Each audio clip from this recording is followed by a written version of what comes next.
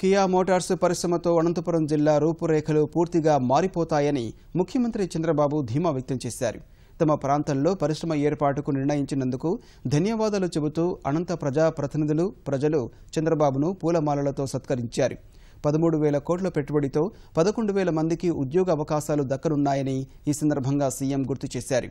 అనంతపురం జిల్లా నుంచి అమరావతికి వేస్తున్న ఎక్స్ప్రెస్ వేను కేంద్ర ప్రభుత్వం నేషనల్ హైవేగా గుర్తించిందని చెప్పారు.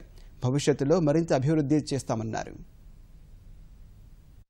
ఆటోమొబైల్ ఇండస్ట్రీ వస్తే మన పిల్లలకు ఉద్యోగాలు వస్తాయి. భవిష్యత్తులో కూడా డబ్బులు వచ్చే కొద్దికి ఎక్కువ వెహికల్స్ కొంటా ఉంటాం. 13,000 కోట్ల రూపాయలు ఖర్చు పెట్టి దగ్గర 12,000 మందికి ఉద్యోగాలు డైరెక్ట్ గా ఇండైరెక్ట్ గా రాబోతున్నాయి. అనంతపురంకు నీళ్లుంటే బ్రహ్మాండమైన పంటలు పడతాయి. అదే సమయంలో ఇండస్ట్రీలు బాగా వస్తాయి. బెంగళూరు ఎయిర్పోర్ట్ అనుకుంటేది అనంతపురం తప్ప వేరే ప్రాంతం లేదు. ఇక్కడి నుంచి టౌన్ దాటుకుని ఇంకో ప్రాంతానికి పోవాలన్నా చాలా కష్టం అవుతుంది.